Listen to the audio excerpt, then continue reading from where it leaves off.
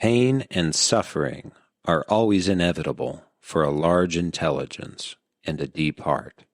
The really great men must, I think, have great sadness on this earth. That's a quote from Fyodor Dostoevsky. He spent most of his life during the mid-1800s in Russia exploring the state of the human condition. He wrote books that are well known around the world like Crime and Punishment, The Idiot, Notes from the Underground, just to name a few. His writings ask deep questions of individual and social existence as a whole.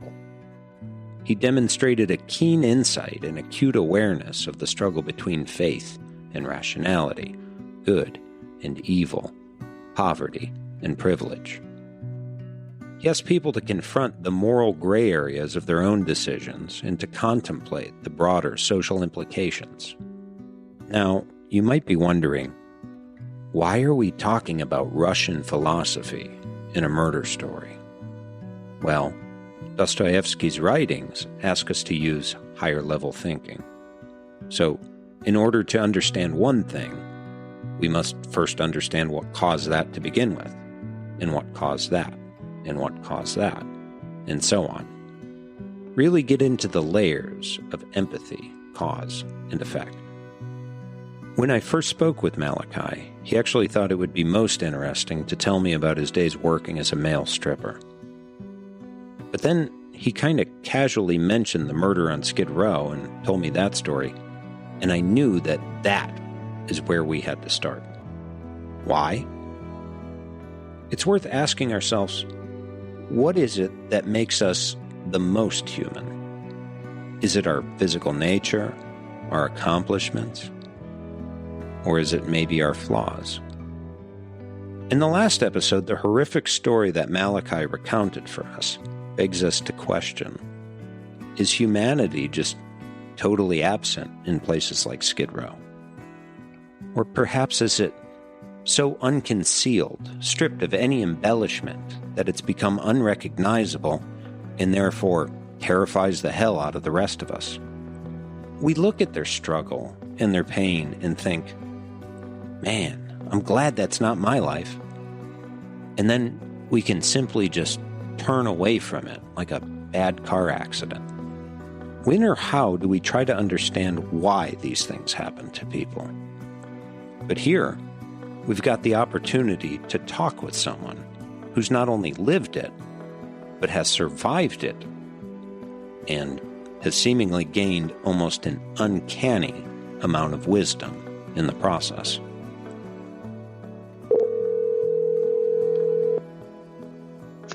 Hey, Matt, how are you? I'm good, man. I'm glad we finally got a chance to talk. I know we've had some things going on and you've had some things going on, but I'm glad we got to connect. Yeah, life is up and down, isn't it? It sure is, man. How you been? The first time I set up a recorded interview with Malachi, hoping to get that Skid Row story, he was kind of coming off a rough week and almost didn't take my call. However, he did, only he really wasn't in the mood to discuss the murder story. Instead, what happened was kind of a meandering conversation that I began to realize was peeling back layer after layer of a person whose mind had a lot to offer. A person who's endured a lifetime of struggle and has brought with him through it all wisdom, reflection, and unfortunately, self-torment. From the Redacted Podcast, I'm Matt Bender, and this is Murdering Malachi, Episode 2, Misfit Manifesto.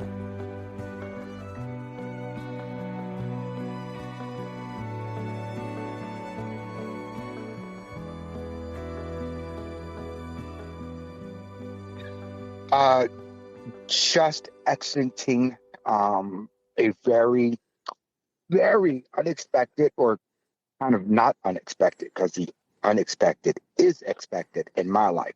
It's very, very bad down. Didn't see that one coming, at least not to the degree that it went. And I'm just like really out of it today.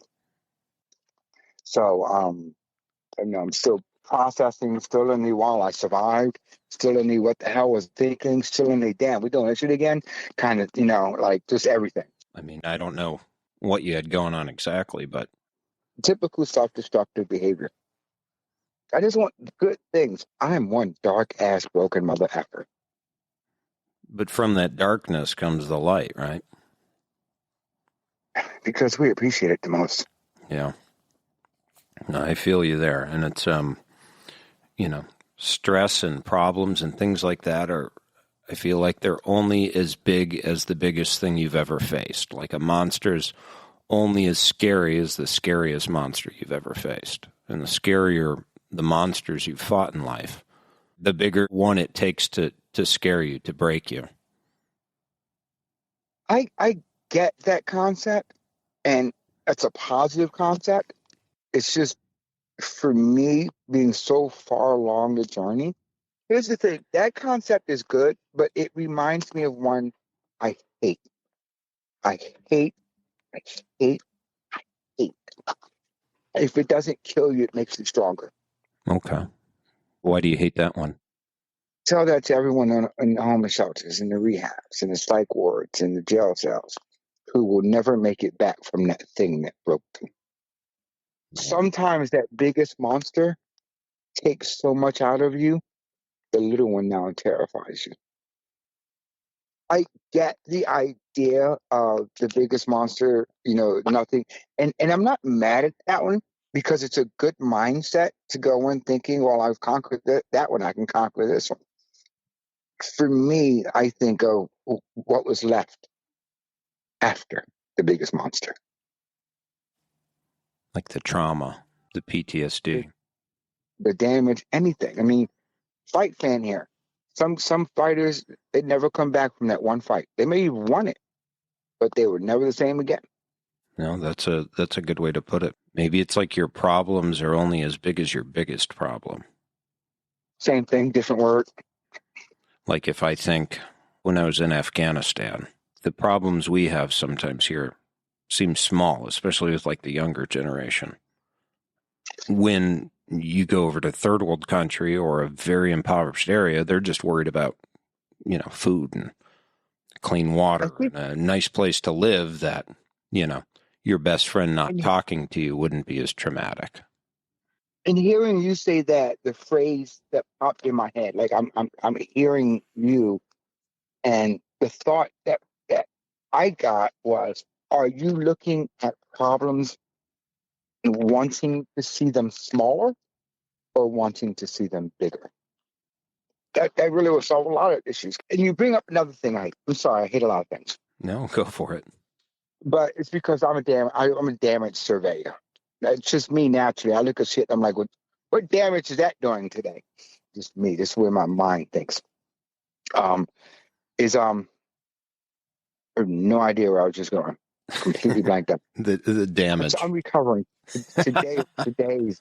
Yeah, there's the perfect timing. Good catch. I get it, brother. I am the damage. You got it. God, what was that? I just completely blanked out. That's going to happen today. I gave Malachi a minute to collect himself, and he told me that his rough week pretty much took him out of communication with anyone for a few days. I didn't really press him to share what happened, but you can kind of assume that the self-destructive behavior that he mentioned resulted in regret and a day of just trying to put the broken pieces back together enough to function. We've all been there in our own way, but I think only a small portion of us actually reflect on the mistakes to such a level that it makes us feel like merely continuing to exist is, in and of itself, both our punishment for messing up, as well as our motivation to keep going. As Dostoevsky puts it, the mystery of human existence lies just not in staying alive, but in finding something to live for. Fucking failure. That's just sad. Like all you're good at some things, not good at others. It depends what you're measuring success and failure by. I'm a failure. Yeah, I mean, You don't know. It depends on your measurement tool. I think people jump to money as a measuring stick so quickly, and I think that's one of the worst. I mean, in the sense of, am I even technically taking care of myself right now? Technically, no. I don't know that I ever really truly have for long periods of time. Being self-sufficient to me and having enough for, say, an emergency for yourself or someone else, that's as far as money success, that's fine. Just being able to pay your own damn way, and whatever that means for you means for you. Yeah. So money isn't necessarily a measurement of success to me. So I grew up half the time in the black ghetto, and the other half the time with rich white millionaires. So I saw Where was both that? sides. Philadelphia. In Philadelphia? Okay, that makes sense. So yeah, that was never a parameter for me. Accomplishing things in life, maintaining a certain stability, something where you can hang your hat on and say, hey, you know what? I did this. I achieved this. I maintained this. It was a positive thing. Any semblance of just being able to care for yourself and in my mind, give back. I don't know if I've always thought that way. I know I was raised that way. And maybe I finally caught up. Don't let us forget that the causes of human actions are usually immeasurably more complex and varied than our subsequent explanations of them. It's another quote by Dostoevsky. The very first time I spoke with Malachi, it was just to kind of connect and see what the story and the show was going to be about. The conversation wasn't recorded, unfortunately, but while we were speaking, we got interrupted by this woman who came to Malachi's car window asking him for money. He seemed to know her, and I could overhear him asking her if she had any drugs. She said, no. And then he told her, okay, I was just testing you. And then he gave her some money. I found this really interesting because not only did he not know for sure what she needed the money for, Malachi himself doesn't really have a lot to offer as far as money. Yet, he didn't even hesitate to give what he could, to do what he could for that woman. So during this conversation, I reminded him about that event, and I just kind of asked him why he did what he did. Hang tight. We're going to take a quick break and be right back. Multispective is a podcast where we interview individuals around the world with unique stories and experiences. Guests share in detail some of the traumas they faced. You know, because I feel in some ways so disgusting and broken on the inside, you know, I'm going to work on my outside, and that's going to make me feel better. Mental health issues they've lived with. I was very hyper, like I felt good. That's one thing of mania, like you feel good. Decisions they've made. My life changed drastically in that moment. That one moment, I can't even begin to describe to people how hard, how good, how scary, how disturbing and emotional that moment was smoking crack. And more importantly, how they found strength, resilience, and healing. Just being able to think and have conversations and walk places, that really helped me accelerate the process of, rebuilding burnt bridges. Tune in, subscribe, rate, and review Multispective on www.multispective.org or your preferred podcasting app. You can also find us on any of the social media platforms that you use. Your feedback is always welcome. Lots of love, Multispective.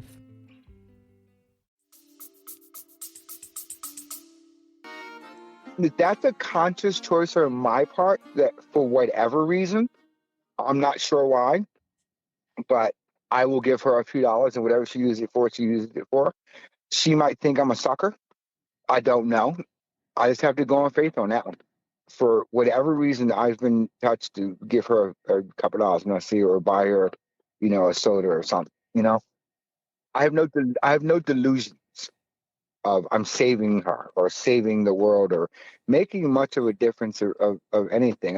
It may be being stupid. I may be having no effect on her whatsoever than just being another ploy to her. But this is one of those ones where I just do.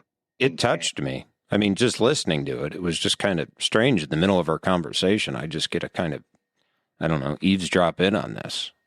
And I know a lot of people probably would have just shooed her away. I will feed. Not everybody, not often, but again, when it touches me, I will feed. I've grown into the understanding of food being a right. I think everyone, especially in the world that they're forced to live in that's overpopulated as it is, and resources or just this existence we live in, I think everyone should have a free meal every day. Now, does that mean you get steak and I get steak? No. It means I get the basic little food hash or whatever. And if you want something extra, you go work. But basic survival food, a meal, everyone has a right to eat because we've taken that right away. Yeah. I agree with you completely. And I mean, we produce plenty of food to feed everybody. Just go to a McDonald's dumpster every day. Yeah. That always breaks my heart a little. That in grocery stores, all the stuff they throw out just seems like such a waste. I was raised by a woman who lived that. Like, I would come home in the black ghetto where I was chased home every day, and I walk into my house and there's two kids sitting at the table eating. I'm pretty sure I didn't say it this way. Yeah. This is how my mind thought it. I'm sure it came out my mouth a whole lot different. But what the hell are these two kids doing here? These mother effers are chasing me home. Now, I didn't say it like that to her. Yeah. But that was the feeling. However, I actually said it. So this was your mom? My foster mom. Little old black woman. Okay. A little old black woman. And originally one of those big mamas, except she was 5 feet tall. So she wasn't physically big, but she was the big mama stereotype. Big mama personality, right? No. Big mama in the sense, but that's one of the stereotypes. You're right. Big mama is sometimes seen as this gregarious big person. But big mama is also referred to as the glue, as the cornerstone, as the old sage. Okay. As when she's gone, the family disappears. It happened to ours, happened to hers. Once she died, the whole family just, whoop, it was over. So she just looked at me and was like, you got to learn to forgive. And I'm like, again, this is my translation. What do you talk about forgive? She says, they just hungry. They hurting. They got nobody to love them. Oh. Just try to forgive them and let me have a sandwich. At the time, I'm like, oh, fuck is you crazy? Years later, it's like, oh. No, you get it, right? No, hell yeah. Now I understand it. I'm still not real good at the forgiving part, but I also understand that most people's definition, well, I guess I am good at the forgiving, not the forgetting. Unfortunately, a lot of people get those two things mixed up. So which do you believe in, and why do you believe they're different? Forgiving is taking it off of yourself, maybe? Forgiving means I don't kick your ass. That's it. That's all it means. It does not mean I let you come back in my house. It does not mean I stay married to you if I cheat on you, if you cheat on me. It does not mean I give you the opportunity to do the same damn thing you did the first time. That's where people get it mixed up. So that's the forget part. That's the forget part. You don't necessarily buy in with the forget part. Why? I am an absolute scientist. Hear me out. I am a scientist when it comes to hurting me. Why would I let an amateur do it? That's a good way to put that. You're a pro, is what you're saying. You can fuck yourself up more than anyone else could. In ways that would make Satan go, damn, I got to write that one down. Yeah, good. That was good. At least you got humor about it. You gotta laugh at some shit like that. Oh, damn, that was perfect timing. Shit. God damn, that was perfect timing. So you're like That hurt like hell. a self-sabotager, is what you're saying. Yeah, no, I just hit a hole into my mouth. Fuck, that hurt. Holy shit, that hurt. Did you really just bite yourself? Yes. No, but see, my teeth are bad. They're claws now. They're from grinding. I've got fangs. So when I bit my mouth, I fucking bit my mouth. Oh, shit. You need a minute? Plus, I'm real sensitive today. Normally I could take some shit, but today I'm coming back and I'm feeling everything. Another quote by Dostoevsky is, "Above all, don't lie to yourself. The man who lies to himself and listens to his own lie comes to a point that he cannot distinguish between the truth within him, around him, and so loses all respect for himself and for others. And having no respect, he ceases to love." Malachi is someone who doesn't seem to lie to himself, not anymore at least. He seems to feel and understand his own self-inflicted wounds better than probably anyone else I've ever met. And I think that's what keeps him moving forward, even if there are a few steps backwards from time to time. However, as we kind of started into the topic of addiction, and he went on to explain the type of addict he has been, it was during this conversation that I believe another new notch on the wisdom belt was achieved for Malachi. I hadn't become that type of darkness ever. I mean, yeah, I stole some money. Okay, but that's more of addiction than darkness. What addict hasn't stolen some money? If you haven't stolen some money, you're not really an addict. You're not an addict if you haven't crossed the line on some level. But there's a difference between doing wrong and being wrong. I've heard addiction defined really accurately about, it's not how much you're consuming. It's not, how many drinks, how many times you need to use crack, how many times you're shooting up. It's not so much that. It's more of what are you willing to give up? What are you willing to do? And that's seems to be the more accurate definition of addiction. It's okay, how many levels down am I? And what will I do? What will I give up? Who will I hurt? And that's true. How much control does it have over you? For me, we can imagine on some levels I did some things to degrade myself to feed the addiction, but to also feed my mental illness. As far as hurting other people, I stole. And I fell really far, but my biggest thing was just lying. I was a good fucking liar. This is how good a liar I was. And I hate to take pride in this, but it's the truth. It was 1:00 in the afternoon. I'd been getting high for 3 days straight. Walked up to a bus stop. I gave my spiel to some white woman, late 30s, waiting for the bus. Gave my little spiel. Mind you, I've been getting high for 2-3 days now. Okay. I mean, up the whole time. So imagine what I could look like. Yeah. Gave my spiel to this woman, and she gave me $20-$40, right? At the end of her giving me the money, she said, she thanked me. She said, look, I be wanting to help people, but I never trust them. I be scared to.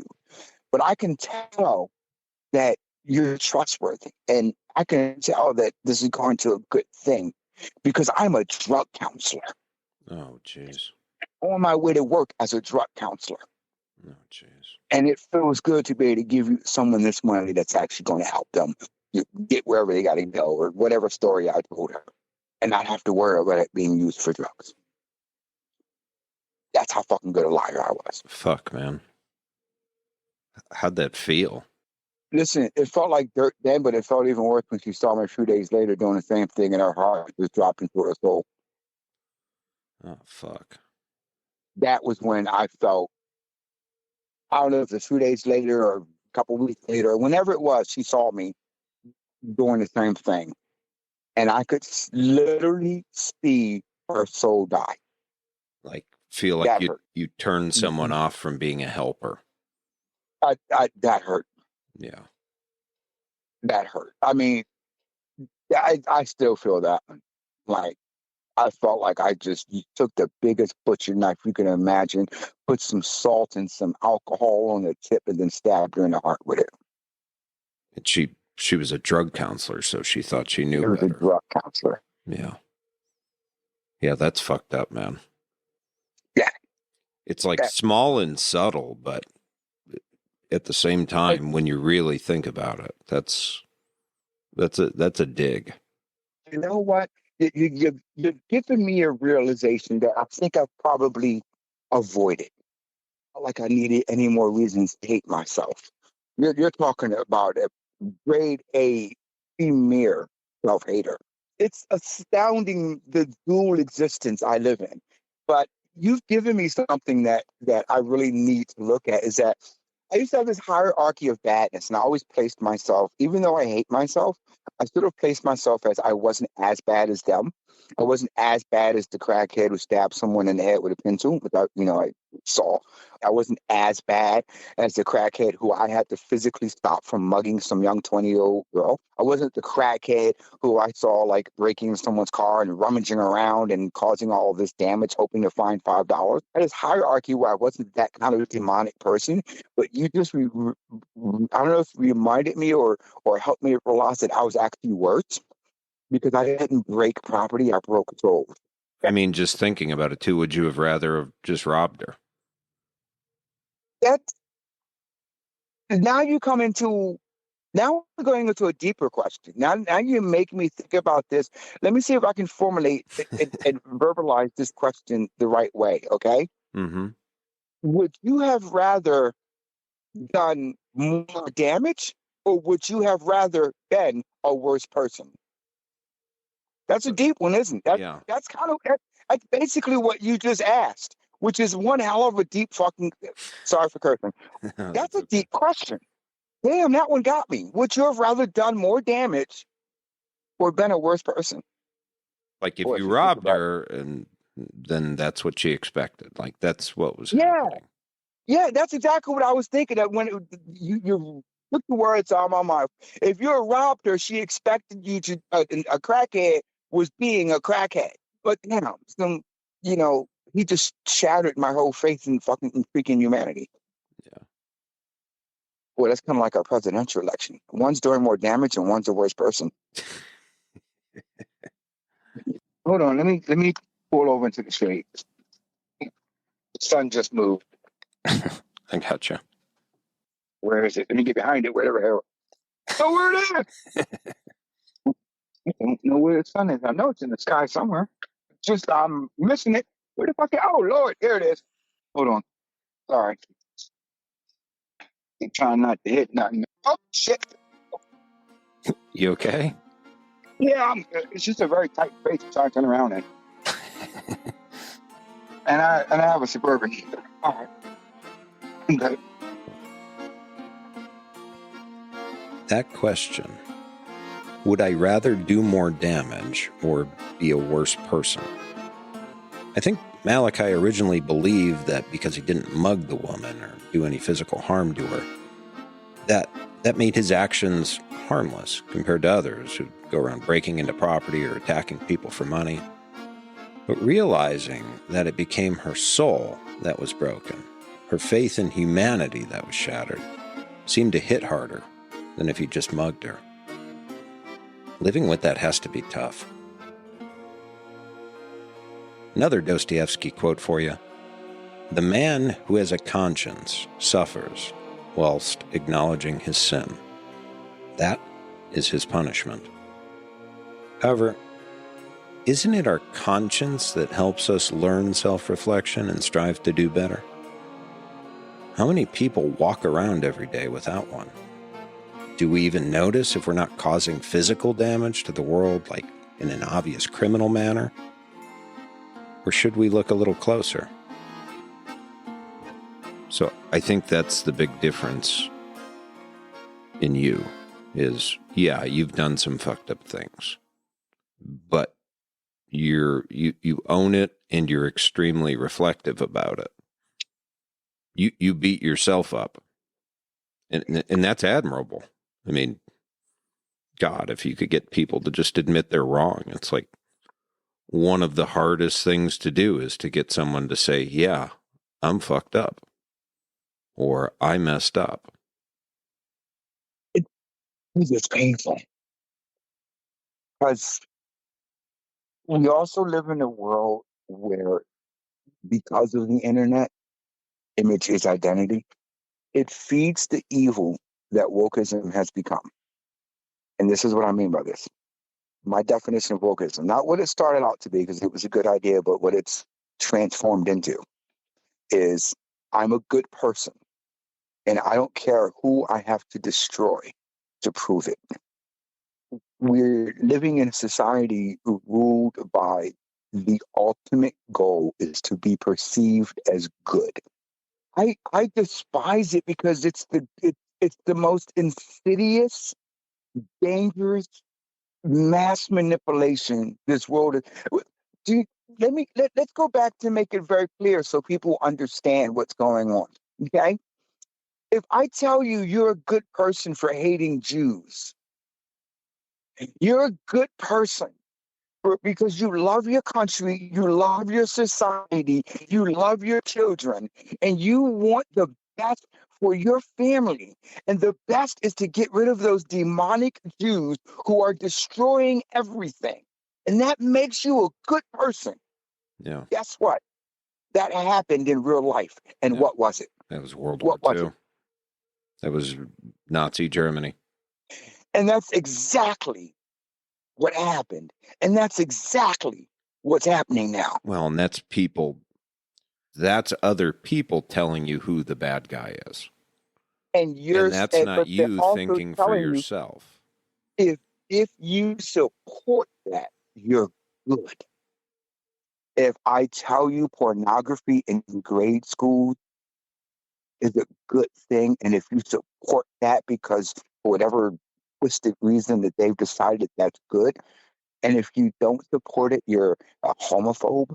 It's actually happening. I follow a group called Gays Against Groomers. I think it's the greatest group ever because they've gotten up there and they said, fuck you. Pedophilia has nothing to do with being gay. Stop using us. Stop using us. And they fight against it. And it's just, to me, it's absolutely like unreal. I've watched these people defend this shit, and I'm like, how are you defending books in fifth grade libraries that say I sucked his dick and he put it in my ass and it felt good? How are you defending this? Yeah. Because someone told you if you defend it, you're a good person, and if you don't, you're bad. It's not thinking for yourself. It's being told who the bad guy is. The thing is, how are they making you not think for yourself? Because they've went to the one thing. They've used the one tool that everybody wants and that can usurp everything else. Watch this. Your wife left you. You barely see your kids. You're working a 9-to-5 job that you hate and you're barely surviving. You can't get laid. You're middle-aged. You're fluffy. You're balding, right?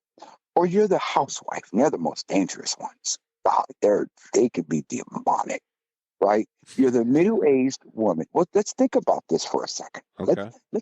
Let's think about why they're so dangerous, okay? Mm-hmm. You're the middle-aged white woman who is no longer the beauty queen, who has been told her whole life her looks are what matter, and the looks are gone. She has spent the last 10 years, 15 years, 20 years being a wife, being a mother, maybe being an employee, but she has disappeared. She doesn't exist anymore. And all of a sudden you come along and you tell her, you exist if you believe this. That woman you once were, is back. You matter if you believe this. You no longer have to be invisible if you believe this. Them bitches will do anything just to not go back to being just John's wife, just Cindy's mother. They will do anything not to be invisible anymore. Never heard it put like that. And you think that that's what's at the heart of the woke movement? The foundation is giving people a voice, giving people an identity. We live in a world of invisible. We live in a world of people posting the fact that they just took a shit just so someone knows they exist. And now they have the devil woman's back. Did you hear that? I hear something. Did you hear that? Yeah. So she said, it's my birthday, be nice. Right now, I didn't say anything. She said, well, stay away, actually. I've had a great day and I don't want to ruin it. So just stay away. I haven't said a word to her. I'm sitting here minding my own damn business. You heard that, right? I heard something. I couldn't tell what she was saying. Yeah, I'm sitting here minding my own damn business. What are you, out in your yard or something? Or? I'm out by the entrance. I left the front part of the barn because I thought she might be down there, and the demon found me. She's chasing you around. Well, they're coming in. I didn't know they were gone. I thought it was quiet. She says to me, it's my birthday. Be nice. Then she says, well, in fact, stay away. Don't say anything. And I'm thinking to myself, all I ever want to do is stay away from you. You find me. Actually, it was a perfect example of the middle-aged, fat, invisible woman who needs to be seen. I'm sitting here minding my own business, having a conversation with you. They pull up. She could have just kept moving. She could have just ignored me. She could have just drove right by. But she had to make sure her presence was seen. That was the perfect demonstration of the message. And she is super, super woke. There is a perfect example. Couldn't have wrote the script any better. Well, what do you mean that they're invisible and they want to be seen? There you go. It was a perfect example. But you could have just drove right by. You didn't have to say a word to me. I'm on the phone. A reasonable adult would have said he's on the phone. My phone is in my hand. You can see that I pulled off to the side somewhere. Like I'm by the entrance. I pulled off away from the house. I didn't realize they had left. I thought they were there. So I realized, let me pull off all the way. You can see that I've pulled away from the house. I'm all the way by the entrance, trying to talk on the phone in a private place. I am doing what a decent human being does. Let me not have my conversation, be interfering with your space. Right? Yeah. That's what a decent human being does, which almost no one thinks of anymore. I said, let my presence not interfere with yours. Let me go over here. So she could have just drove right by. But being the woke, fat, middle-aged, plain, invisible white woman that she is, she had to make her presence felt. And she says, here's the irony, right? She says, don't ruin my day. Which, by saying it, you've actually ruined my day by putting negativity on me. Leave me the fuck alone. I've told her time and time again. Just leave me alone. If I don't say hello to her, she gets mad. Well, if you don't want me to ruin your day, then why do you want me to wave at you? Is this like your neighbor or something? They own the property that I rent a small space on. Oh, okay. I gotcha. So like they're in the big house and I'm in my camper off to the side. Oh. He doesn't give a fuck. He's the actual property owner. Yeah. She's just the bitch he fucking. And he's half deaf, so he told me a lot of times, like, man, I'm so tired of this chick. I wish she'd just leave. Supposedly he's kicking her out, but she won't leave. But supposedly that's the story. Okay. And he tells me he's a man of few words. I thought he was the one I wouldn't get along with. Because I thought, well, he's this country redneck, owns a bunch of guns and hunts and, everything that is the antithesis of, I thought like he would hate me, And I thought because I met her first, I knew she was a little cuckoo, but I thought, well, not that big a deal. No one I haven't dealt with before. I didn't know how deep that well went. I thought he was the one I was going to worry about. He actually is cool as hell. I give him his rent. Every now and then he needs help lifting something because he's older now. Hey, can you lift this for me so I can fix it? No problem. And that's pretty, and he leaves me the hell alone. I actually get along trillion times better with the old Republican redneck than I do the freaking liberal kook. And honestly, I thought it would be the complete opposite. I thought he would hate me. I guess I started believing some of the press clippings that I should have known better than believing. I thought being half black, and being the big city former liberal, like he would look at me like I'm still being a vegan. I thought I was everything he would hate. He don't give a hell. And I've come to find out in society that they've reversed the roles. The ones that say they will hate you are actually the ones who don't give a hell. Do you? Live your life. I don't care. And the ones who they say would embrace you are the ones who actually hate. There seems to be like people who want to control you and then people who want to be left alone. Like, and the headlines have convinced you it's the complete opposite. They've convinced you the ones who want to be left alone hate you. And they've convinced you that the ones who want to control you are the ones who actually like you. And it's so amazing to watch this society be controlled by this mass lie that is the complete opposite. I was a die-hard liberal for years. I'm half white, half black, raised by two gay men in the black ghetto. You better believe a Democrat flowed through my fucking blood. In the last few years, I woke up and a lot of people waking up like, wait a minute. There's a reason this ghetto hasn't changed for 50 years. I go back to the place I grew up and it's not just the same, it's worse. Something's wrong here. They've told you it's the other guys. And there's actually watching this mass wake up. I'm watching this mass wake up where they're going, the mass wake up now is saying, well, we're not just going to automatically join the other side, but we're definitely not just going to continue being on your side just to be on your side. Yeah. Like we're weighing our options now. There was more black support for the Republicans. And I'm not saying that's necessarily a good thing. What I suggest is what a lot of them saying is, well, y'all got to earn this for a change, and it's not just going to be given to you.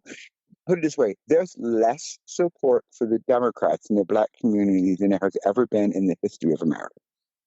What have you done for us? I'm not saying the Republicans necessarily going to do a lot, but they're more like, do you, we don't give a fuck. And you know what? That's the case, fine. At least you're not trying to destroy me. But here's the problem. Republicans are shit when it comes to helping. So that's why I'm like, I can't go full-blown Republican. Because if you have a problem where you're suffering in life, you're on your own. And sometimes you need your government to help. Sometimes you need your city to help. And there's shit in that. There's shit in giving a helping hand. They don't give a fuck about you. So that has its own faults.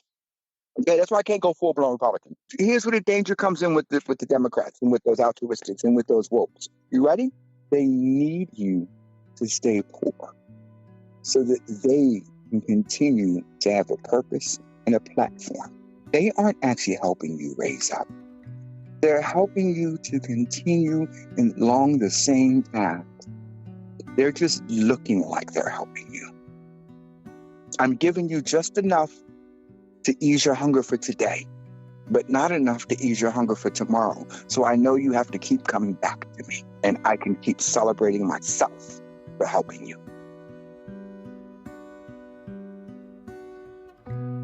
In a lot of ways, Malachi's stories teach us about not giving people what we think they need, but what they actually need.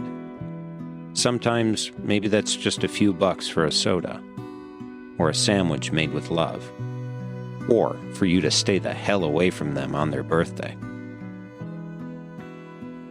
On the next episode, we travel 2 hours into the nether reaches of South Florida to visit Malachi at his home, if that's what you'd call it, and I finally get a chance to meet the man I've been talking to all this time, face to face. It's definitely not what I expected. Also, we find out his horrifying origin story and have the best cup of Cuban coffee in South Florida, and we get one step closer to finally figuring out who murdered him. You won't want to miss it. P.S. Apologies to my wife Pamela for mispronouncing Dostoevsky. I've been pronouncing it wrong for years. Old habits die hard. It's actually Dostoevsky. She looked it up on Google. I didn't. She's smarter. I'm not. Sorry, babe. Dostoevsky. The Redacted Podcast is produced by myself, Matt Bender, and my wife, Pamela Bender. Make sure to go out there and give us a like, a share it with your friends, rate us. Every little bit helps. Thanks for tuning in.